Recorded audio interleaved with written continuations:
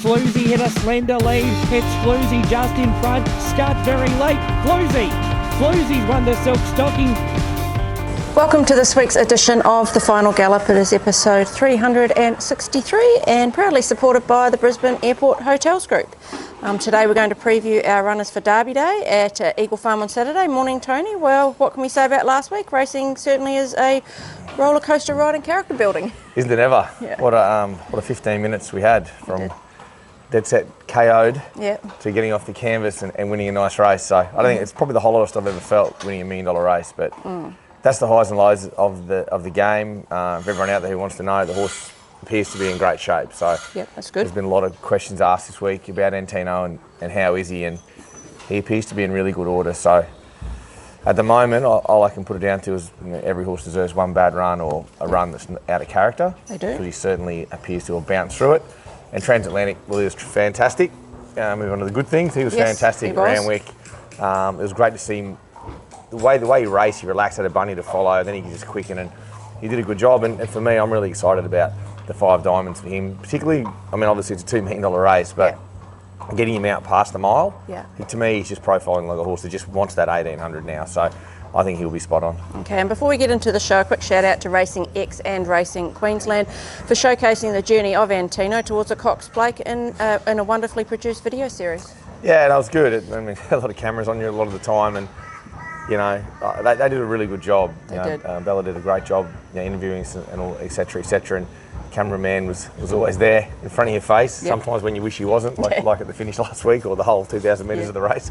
But look, it was what it was, and it was just good to get people a bit of an insight into behind the scenes of what myself and Barty were feeling, what we were working towards, heading to the Cox Plate. So thanks very much for that. Okay, now on to the preview of our runners at Eagle Farm on Saturday. The rail will be in the 1 metre position. The track is currently a heavy 8 with the forecast for showers on race day and a possible late storm.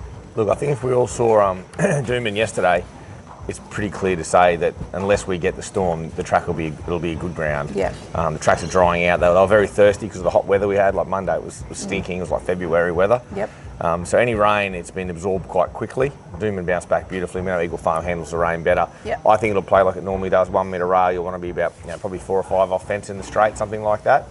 But I wouldn't be concerned about wet track horses on Saturday. Okay, well you have a fair while to figure out how the track is playing because we don't start till race 6.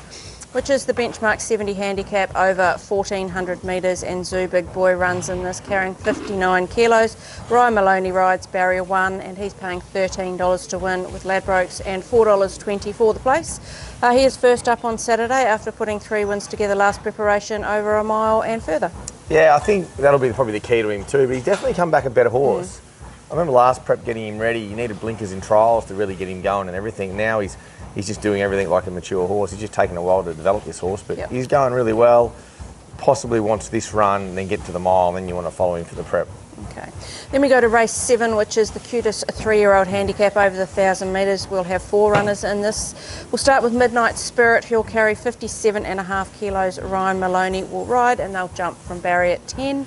With the Ladbrokes, he's paying $8.50 to win and $2.60 for the place. First up after a promising 2-year-old season, highlighted by a place in the Del Rello Stakes at the same track and trip. Yeah, I'm a bit surprised by the price on this bloke, to be honest. The barrier is not kind. I left the blinkers on him. I put him on him his last run, last prep. It was probably the end of a long preparation. But I think he's come back really good. He got gelded in his break, and I think he's a really nice horse. He's going to have a good summer ahead of him, so I'm surprised by the price. I'll probably ride him a little bit quiet from the gate.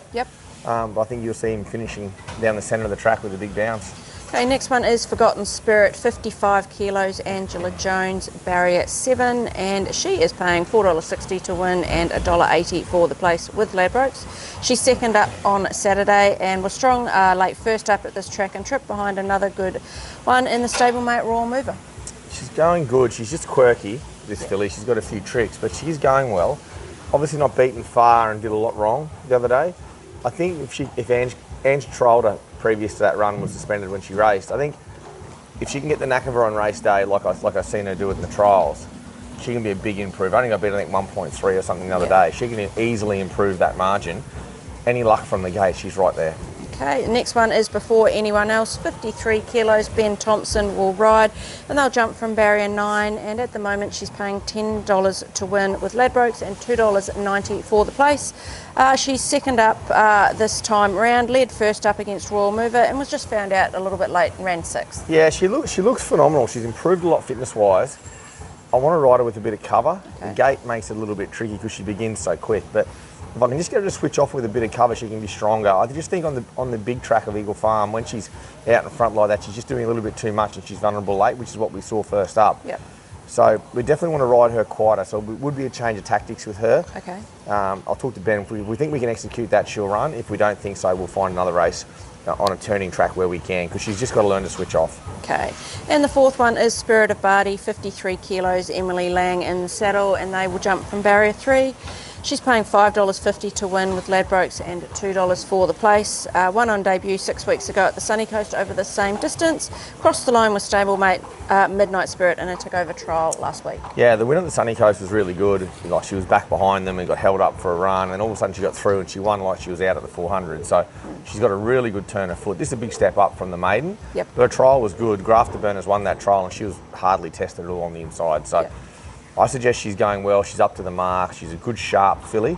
Looks as though she'll get a nice enough sort of run. Mm-hmm. I think she's a real chance. Who do I have on top in that? Probably her, I think.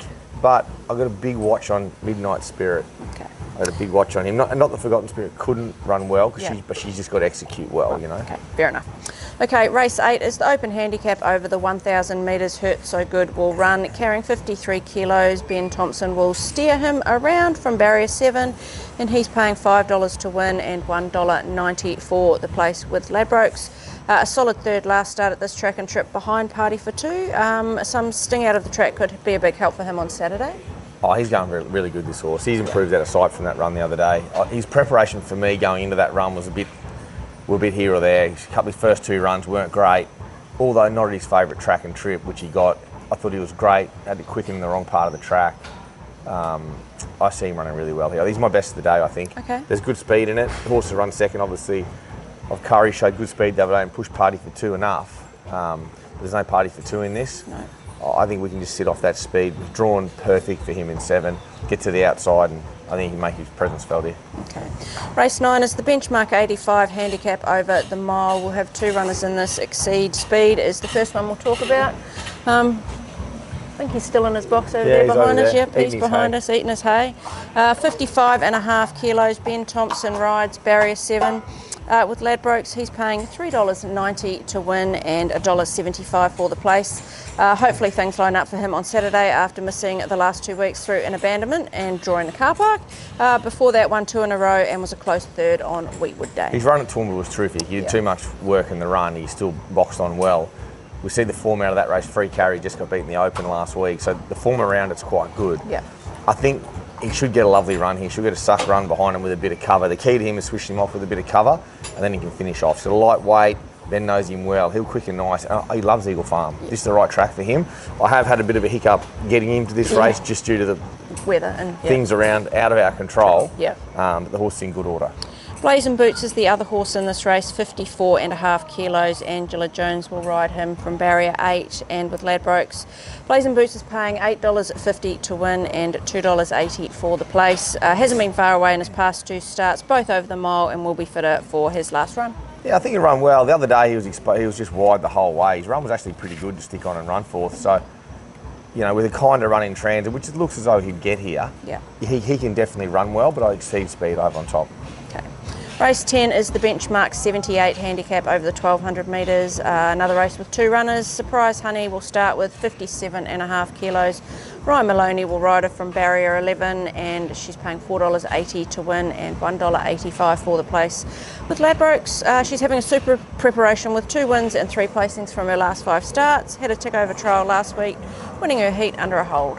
Yeah, she's going really well. She struck another strong race. Horse that beat her the other day, Cosmo Centauriston again. But she's going really good.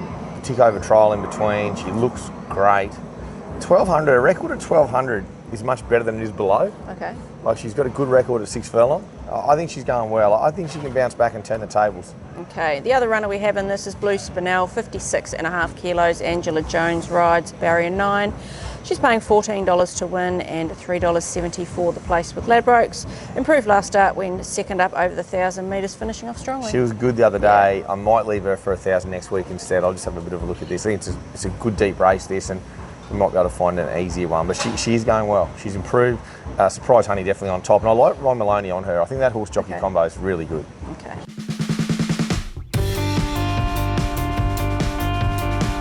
We're under the final furlong of this week's Final Gallop. Who do you think is your best winning chance at Eagle Farm on Saturday? Yeah, on a day with a bunch of pretty nice chances, I think Hurt So Good. Okay. You know, I think, and he's $5, so you could back him both totes. But yeah, I think he's a really good chance. And your best each way chance?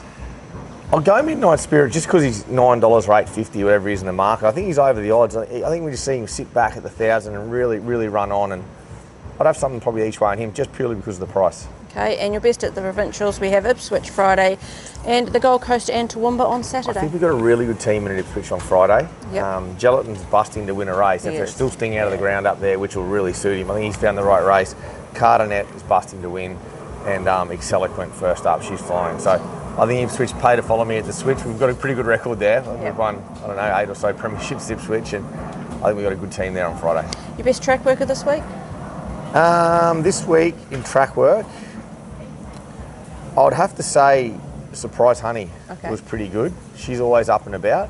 And Hurt So Good, he's probably the one for me, how he's just really come on in his preparation. So it's the best I've seen Hurt So Good work this entire prep. So whatever we saw at Eagle Farm the other day, I think we'll see a lot better version of him again this Saturday.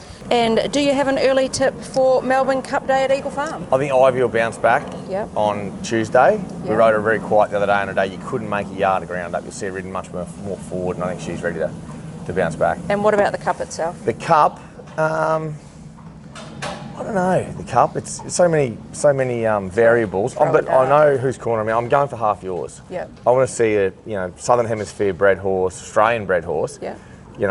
Trained all the way in Australia, owned by Aussies, win the Cup. So I'm probably in the Half Yours corner in the Cup, and obviously the Georges, Simon and Cole are in it. So.